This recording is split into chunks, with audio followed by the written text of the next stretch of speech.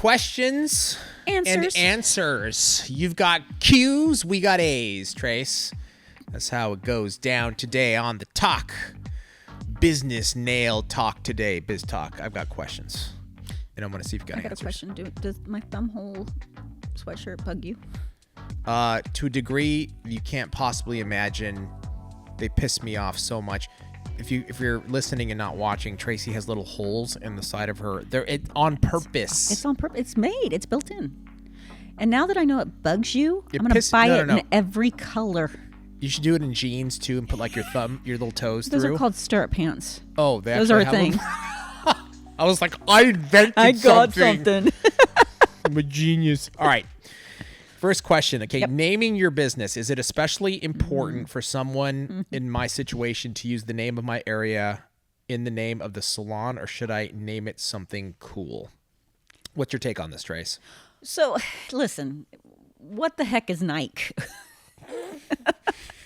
What is a Nike? Do you know what I mean? Yes, but it is important too. And what I mean by that, I've seen people who have opened salons and they will name something very kind of suggestive or something, and it's kind of funny and it's cute. And yes, most people, it won't bother, but I have recommended not to do that. So you're saying Satan's Hollow Nails, maybe not the way to go. It's cute. It's cute, but maybe not. Because there are people out there that are like, I'm not going to go to a place named... Stab my face, nails. Yes, exactly. Yes. You know, when you have nail in our name, we come up with some creative stuff. Yes. So sometimes I recommend we don't do that. You know, anything like a little how do you say that? I know what you're talking about. Yeah. You guys know. I don't necessarily, but we will sit there for a long time trying to figure out the perfect name, and it's not out there. Exactly. So I completely agree with you on this. Like, you know, you don't want to do something that's like limit your people that might come in. Exactly. Like, it's business. You want to try to capture as many as possible. You want to take out those variables that might 666 nails. 666 nails might not be it. I kind of like the ring of Satan's Hollow Nails, but I gotta do. Let's name a line that. Yeah, we can name a line. Next line of Young Nails. No, products will be Satan's Hollow something. We're kidding. We're not doing that. Just joking. But again, you know, putting too much thought into it also, you don't want to do that. I mean, like you said, what's a Nike? What's an Adidas? You know, what's... It's like, oh my God, it's Nike. Yeah. You are the brand. You are the name. So whatever you build out of your business, the name will take on importance because of you. Exactly. And that's another point. It's like Nike. I would pronounce that Nike, but it's Nike. I know. You know what? No. I know you know that. But what is Nike? No, but that's the point, is they've branded themselves so well through their actions as a company that we only know them as Nike. Yeah. We don't see that and say Nike, although that is how I would pronounce it. But that's the power of, like, it's the branding that's important. The branding. Yeah. And you will, if you build a successful name for yourself, that gives the importance to whatever you decided to call your name. Agree with you 100%. All right, next question, Trace, is the Russian manicure. What do we think about it? They're cutting the eponychium. Is that what it is? They're really getting in there. Like it, don't like it. You know, is it... kind of freaks me out, to be honest. Like, when I see that, I'm like, ugh, I can't watch a video of somebody doing that, because I'm like, it's like too deep, you know. And here's the thing. It's one of those situations where bad technique has given Russian manicure a bad name. Right. So you tell me Russian manicure, I'm like, no. But I've seen good Russian manicures. Yeah. So I won't say that Russian manicures are wrong. Bad technique for improper prep is bad. And what is that? I will watch people not only push back the cuticle, great, you have to do that. That's good nail prep. Clean it up, that's good prep.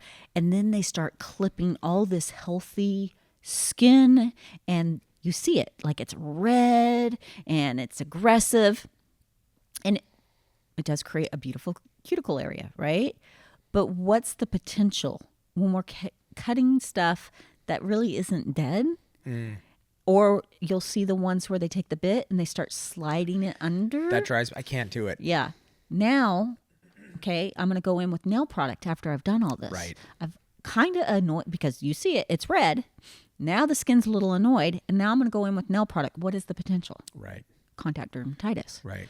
So, good technique, yes. You can make a nice, good cuticle, clean. Aggressive, it's never good. It's like a bad technique giving e-files a bad name. Right. For me, it's like a risk reward thing. It's like, there's a lot of risk, right? You could easily mess that up and cause issues. But there's not, what's the reward? It's like, okay, it's a deeper, like, you can do a perfectly beautiful set of nails, manicure, without doing that. That's why I'm saying, like, it just doesn't, like, why risk it for the biscuit, Trace, when you don't have to? Well, biscuits are delicious. Don't risk it for the biscuit. Know what I'm saying? I risk stuff for a biscuit. You like biscuits? I like biscuits. I like biscuits too. Gravy. Yummy. To get back on track, I just don't think it's worth it, and all the things you described too. You got to watch your technique. And my gosh, so I've watched some that I had to fast forward because it was like 45 minutes later, we're finally done with cuticle prep. And I was like, prep doesn't need to take that long. If you A/B a lot of things, like when people get really intense like that, and then you see someone that does proper prep and they do it quickly, and you see the nails at the end, both sets are beautiful. Yeah, exactly. I love it. All right, Trace. Next question is: the client walks in the door and they are asking for something, and you, as the tech, are like, "Oh, it's not going to look good." What do you do? Get out. Out, Greg. Get out. But I want the duckbill. LBH. Greg, get out. Get out. I love someone called him low budget Habib. Twitch. That was awesome. LBH is his new nickname. Totally LBH. There's a fine line here. Yeah. Right? So I've had situations where clients come in and they're like, I would like this Mohawk nails. Whatever it is, this green with this combo, and nothing wrong with the green, not wrong with this color, nothing wrong, but together you're just like, this is going to look horrible. That's a great example. Color. You're going to make mud at this point. And it's like, you try to explain it to them, right? But they're insistent. No, these are my kids' school colors. Like, well, you need to go to that school and tell them to change it. I don't know. But so you know what? Is that what you want? I'm going to tell you right now, I don't think you're going to be happy with it. I don't think it's a good color combo. Sometimes I'm wrong. I get them on. I'm like, oh, that's not so bad. Usually we're right. And as long as that's what they wanted, it's fine. But what I tell them is once I put it on, it's on. Yeah, it's done deal. It's a done deal. This is what you wanted, right? This is what you want. Yes. Okay, because I'm not fixing it until you come back to get your nails redone. So, there's that. Now, we just talked about, aggressive Russian manicures. A client comes in and says, I want you to trim my healthy cuticle. I want you to go under. No. Yeah. No. Or I've had clients say, I don't want you to use the electric file on me. No. Exactly. And I explain and I show them how it's soft and I explain why it's okay. And I understand you had but if they like, but I still don't want you to, I'm sorry, I'm not the nail tech for you. So there's certain things, do I care for flare nails? Not really. But if a client wants it, does it hurt? No. Yeah, exactly. Yeah. So it is kind of that there's a line. Does it cross the line? Right. So like, flare nails or the duckbills. Okay, maybe my opinion is I don't like them. Well, but the duck nails, I'm saying no. But you're saying no. Okay. That's just personal preference. So that's it, right? Like what is your line? Does it cross your line? If it does, it's a no. And if it doesn't, you just give them the sort of little talk about what you foresee in your expertise. This is what I foresee that you may not like. We're good to go. And we're good to go. Yeah, that's a good way of approaching it. I like it. All right, Trace, next one. How do you rework your schedule if you're going on vacation or if you're sick? How do you do that? I'm actually wondering. I've always thought this about clients and that are on a schedule, and it's a juggling act, It is. And so how do you do that? Like if you're going on vacation, how do you do it? So vacation is a little plan ahead, Yeah, right? you can do have that. you have a little, and now there's some people that are just not going to be happy, right? Because either I have to do you sooner or I have to do you later. Yeah. And then I got to get you back on schedule, right? So we're going to have to make a little shuffle. But usually clients are pretty good about that. However, some of them like their schedule. If they insist, but I want to come in, hey, I have Habib. He can fit you in for your regular appointment. If you're able to do that, then you can offer that. But what's nice about vacation is you can plan ahead. I always say when you go on vacation, you're going to kill yourself to get to the vacation. Then you're going to wish you had a vacation after you get back because you do just, you put in stack. you stack, you move around, you work some late days or an extra day. So That's the nature of the beast, though. that's our job because mean- it's not like we can just hand it to them and say, do it yourself. It's a service. Right. I mean, I always look at it as the benefit of, like, if you're a nail tech and if you have your own business, you have that benefit of you're essentially creating your own schedule. I want to work 3 days a week. I can stack. If I want to work 5 days a week and spread, like you have those options, flexibility that 9 to 5 doesn't have.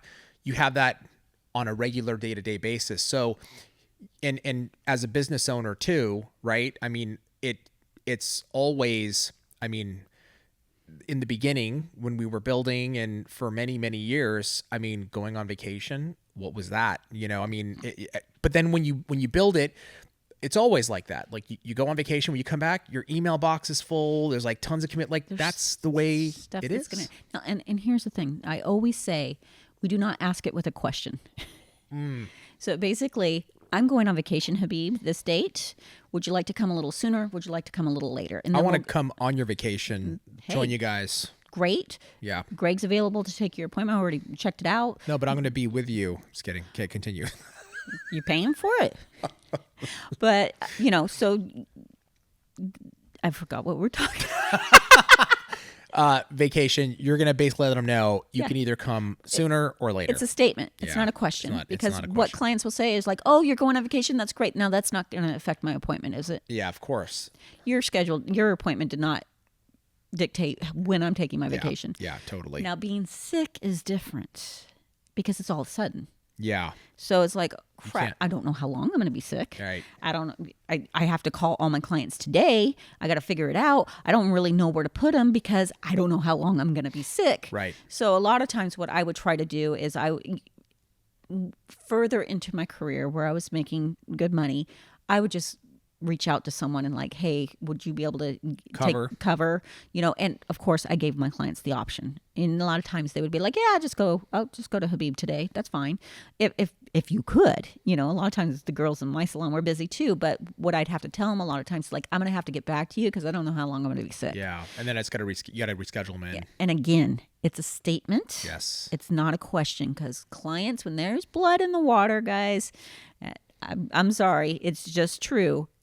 They will attack. And what I mean by that, like, well, could you just come in and do me real quick and then you can go home? Yeah. No. I've had clients say, well, you could go home after you're done with me. I'm sick. Yeah. You don't want to get sick, but They don't care. So again, it's a statement of facts. Statement, and then it's, look, we will get you back on track. Figure it out. And Promise. Yeah, 100%. And don't what I would do, let's say you're sick for a while, maybe it's a really good flu. Don't just ghost them for that amount of time because they're sitting there going, did you forget about me? Follow up in a day or two. Like, I'm still really sick. Sorry, guys. Make a mass text, whatever you have to do. But don't just let them kind of flop around and wonder what's going on. For sure. This is an interesting one. When is it okay, or is it ever okay, to add acetone to your monomer? Why would you ever do that, I guess is the question. So I personally, mixing chemicals is always like, you got to do it on your own, comfort level.